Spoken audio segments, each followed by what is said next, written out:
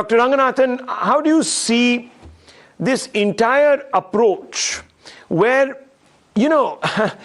so-called liberals who had been turning, apoplectic in the face of any custom that militated against gender equality today are becoming cheerleaders for, I don't know how to say it, but for regression, really? Hi, and good evening, my fellow panelists. It's a very exciting, so I'm honored to be in it. And I must thank also Mr. And in fact, by the end of what I'm going to say, I'm going to put him on the spot because he's a very dear friend. I'm sure he'll enjoy it.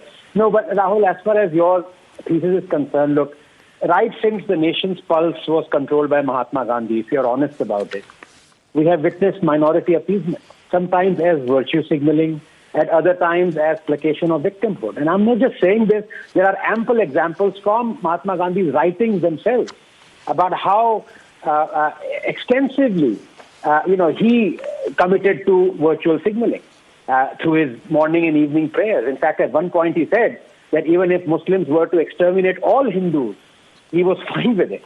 And as always is the tragic outcome, the Hindus have suffered, right from Khilafat movement to Rangila Rasool, to Article 35A, to amending only Hindu code bills as you suggested, to school curriculum, to Hajj subsidy, to ignoring Child Marriage Act, to Shah Bano. Every single time the minority has been appeased, it has only emboldened them for further blackmail and at enormous cost for their own community. This is what is tragic. They don't even realize this. What is worse? It has made our prime ministers to go on to declare that, quote, I'm quoting from a Times of India report, Muslims have the first right to resources, unquote. Let us now fast forward to the present. We continue to ride the appeasement horse and yet accuse Modi of communalism. The truth, Rahul, is, and not many people know this, in fact, the BJP itself, for want of embarrassment, doesn't advertise it. The truth is that Modi as Prime Minister has done more for Muslims than he has for Hindus. Let me elaborate with examples. Fact. Has he taken control of mosques like he has of Hindu temples? No. Has he allowed Muslim women to continue to suffer the barbaric triple talaq? No. Has he disbanded the scholarship to Muslim students? No. In fact, Rahul, he has given scholarships to more Muslims than Manmohan Singh did. 2.37 crore versus 2.33 crore. Has he overturned the SC Sabrimala judgment? And I see Desai there. Has Modi overturned the SC Sabrimala judgment to placate Hindus like the Shah Bano judgment was overturned by the Congress to placate Muslims? No. Has he reduced AMU funding? No. In fact, he has increased it, including a 90 crore topping up. Has he, who condemned lynching of Muslims at the hands of Hindus, condemned lynching of Hindus, Dalits and non-Dalits at the hands of Muslims or those of Palghar Sadhus? No. Has he abrogated the Places of Worship Act to allow Hindus to legally fight and take control of Kashi and Mathura, their holiest of places, truly demolished by a barbarian? No. Has he, like Dr. Ambedkar did, said that Islam can never allow a true Muslim to adopt India as his motherland and regard Hindu as his kith and kin? No. Has he brought in the UCC? No. Has he repealed the anti-Hindu RTE? No. Let us now, with deference to my good friend Pawan Verma, let us look at Mamta Didi now. Did she change Ram Dhenu to Wrong Dhenu? Yes. Did she say Batla encounter was fake? Yes. Did she oppose CAA that brought relief to persecuted Hindus? Yes. Did she appoint a Muslim on Tarkeshwar Temple Board? Yes. Did she provide midday meal dining hall for only those schools having 70% or more minority students? Yes. Did she curtail the time duration traditionally permitted for Durga idol immersion to make way for Muharram procession? Yes. Did she grant 2.6 crores of taxpayers' money to Furfara Sharif? Yes. Did she promise to give land to imams for construction of houses? Yes. Did she pay more than 10,000 imams, 2,500 per month and over 15,000 muezzins, 1,500? Yes. So who is more communal, Rahul, Didi or Modi? Deepak, go ahead on what Mr. Verma has said.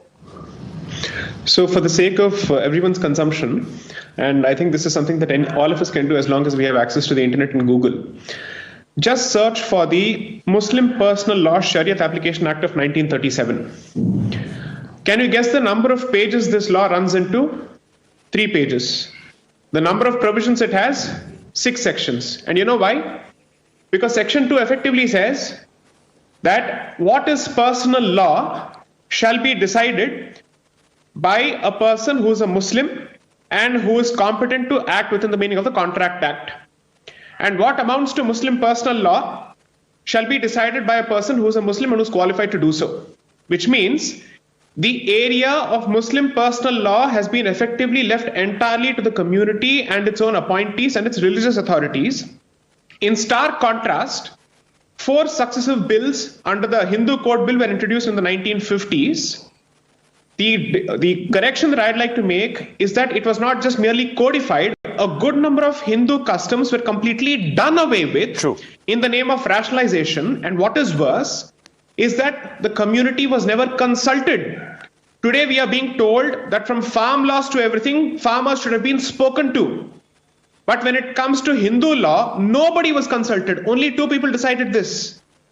Dr. Ambedkar is a mixed bag. And in this case, he completely supported Mr. Nehru in his unilateral imposition of this particular position without any consultation, because the framework was already ready before the independence.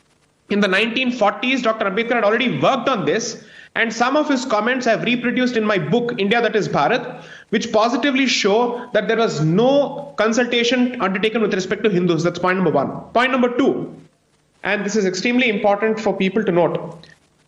The question that Mr. Verma is asking is, why do we assume that this is going to be a reaction from the Muslim community? Why is it that the Muslim community effectively is the subject matter of the discussion whenever the Uniform Civil Code becomes the topic of discussion? Well, on a simple question of a hijab not being allowed in a secular classroom, this is the reaction across the board. This is the kind of mobilization that you see.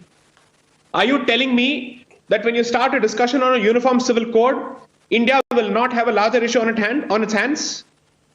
When Mr. Vajpayee wanted to bring about the Uniform Civil Code, he was being told, no, the community is not ready. And this was in 98, not in 47, 48, 58, 68, 78. This was in 98. Today, we are in 2021. We are being told the same thing. But the one thing that I certainly agree with Mr. Pawan Verma on is, I don't think the government should raise this issue without any kind of preparation. If it wants to discuss the Uniform Civil Code, people have a right to ask, how does it smell?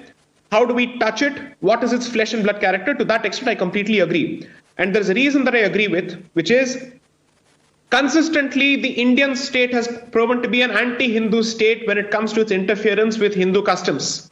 Therefore, more than the impact of the Uniform Civil Code on the Muslim community, I am concerned with the impact of the Uniform Civil Code on the Hindu community, because the standard operating procedure of the Indian state, regardless of the dispensation, is if I have to undertake a measure which is specific to a non-Hindu community, I will not be able to sell it across the board unless and until there is a compromise that is made by the Hindu community. Therefore, since this is seen as a slap against the minorities, the Hindus too will have to be slapped along with it. That has been the traditional position.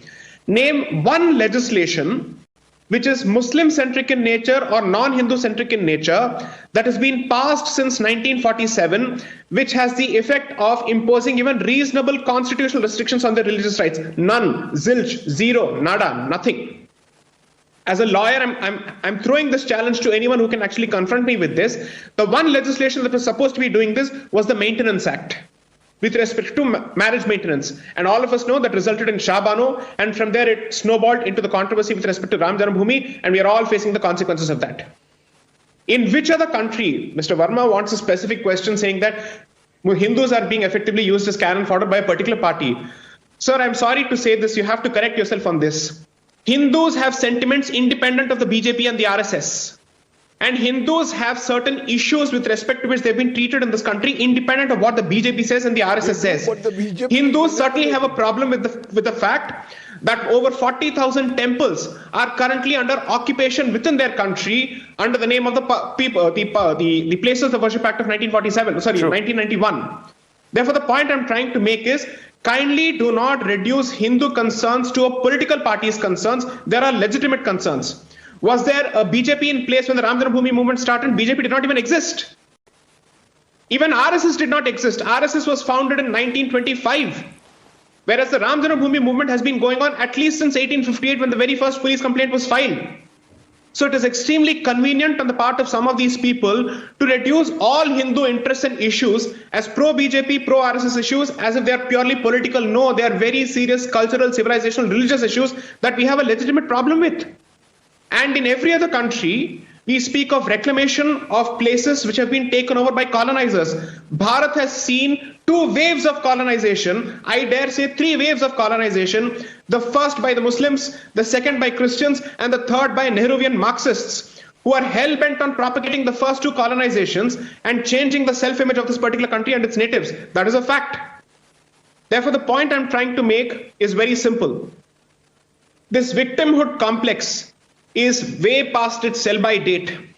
Because if Saudi Arabia can take a look at its past and it can say we wish to move forward, and this is not what we want to be for the rest of our lives, and this is not what we want to be known for, I'm sorry to say in this country, where you effectively recognize 3 specific categories of Ashrafs, Arzals and Ajlafs, well, the Ashrafs are basically changing. So it's time for the Ajlafs and Arzals to change. If the Ashrafs are setting an example, since that happens to be the epicenter of the global ummah, I hope that particular change translates to change as far as even India is concerned. I just have one more point to make. In which other country with close to 80% majority would you have expected the majority population to wait for 200 years to get one of its places out of 40,000 places, and that too through the court? The matter reaches the Faizabad District Court.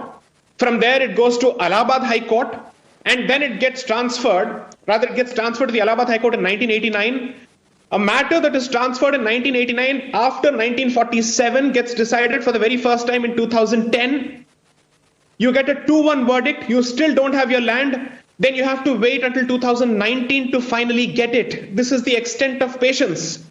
So after having been patient for all these decades, so to speak, or even centuries for that matter, finally when the community says enough is enough, we are only asking for parity, not even preferential treatment, and even if parity is seen as inequality and discrimination, well, then history has a way of teaching lessons, and no constitution can come in that particular way, because the constitution is part of history. History is not a part of constitution. Please understand this.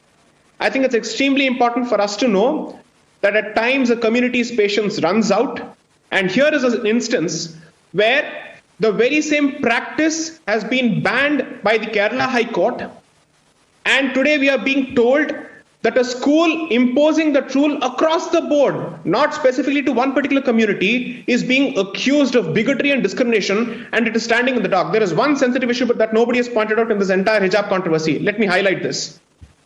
We are concerned about the security and safety of girl children. 100% we should be.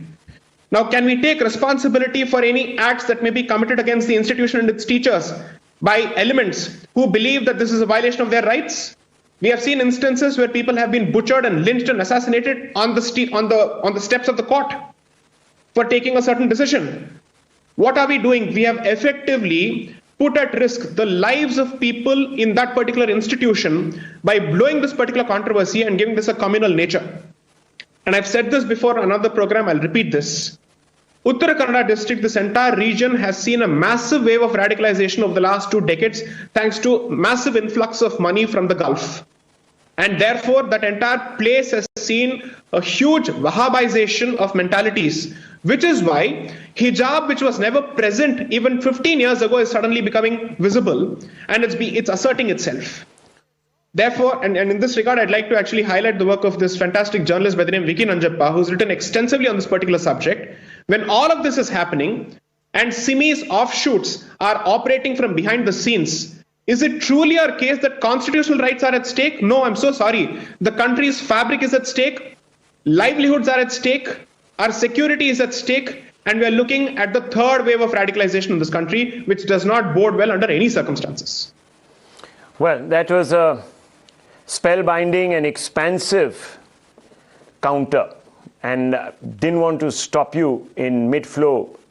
Wonderful exposition. Dr. Ranganathan, go ahead. Yes, no, thank you. Very briefly, Rahul, I'll tell you what the tragedy is. And here I would like to respectfully rebut both of my very good friends, Pavanji and Jay Saiji. History for us is either to be hidden or invented. we tell and retell what we like of it, and of what we don't, we scrunch it up and slip it under the mattress like a plastic bag. Now, first to my friend Jay Sai, he very correctly says to Pawanji that please dissociate Hindu rights and interests from that of the BJP. He's correct. But I would like to add to that, Jay Sai, please dissociate Hindu rights and fight for it from Hindus as well. I am a proud atheist, but I am fighting for it because I believe it is true. It is like saying that only gays can fight for gay rights. No. Anything, any injustice that I see in India, I want to fight for it. Tomorrow, if there is discrimination against Muslims, like in the case of hijab, I believe it is discrimination. I am fighting. If you are allowing other religious codes and identities or symbols to be allowed in, hijab should be allowed in. I am not a Muslim. So, that it is dissociated. Fighting for a Hindu right should be dissociated from Hindus or BJP or any political party. It is the right, it is the duty of every Indian to fight for against what is unjust. Secondly, I want to come to Pawanji very respectfully. He says, he almost cushioned all the appeasement and pseudo-secularism by saying that, everything can be sacrificed at the altar of Hindu-Muslim unity. I know he cushioned it in a very lovely, eloquent, literary language, but that was the essence of what he was trying to say. So to him, I would like to say sometimes I really wish I was born in another period, Rahul, like 100 years ago, 120 years ago, to a period where people, our great leaders, weren't squeamish at all in telling the truth. For example, Ambedkar, I quote him, to the Muslim, ibi bine ibi patria, which is where is well with me, there is my country, is unthinkable. Wherever there is the rule of Islam, there is his own country. In other words, Islam can never allow a true Muslim to adopt India as his motherland and regard a Hindu as his kith and kin. Was he worried about sacrificing what he wants to say, politically incorrect thing at the altar of Hindu-Muslim unity? Let me take another example. There are two religions in earth which have distinct enmity against all religions. These two are Christianity and Islam. They are not just satisfied with observing their own religions, but are determined to destroy all other religions. Who said this? Not a communal quote-unquote Hindu bigot or Hindutvavadi, but Gurudev Rabindranath Tagore. People must be allowed to say what they want to say without risking this so-called, paragon of Hindu-Muslim unity. It is non-existent for a starter. Both Sai Deepak and Dr. Ranganathan, I think, want to come in on the larger point of view, drawing an equivalence on certain issues. Yes, Dr. Ranganathan. Yes, very quickly, and I'm sure Sai will come in. In fact, I want him to come in because my good friend Pawanji is completely wrong on the meaning and the symbolism of Kanyadan.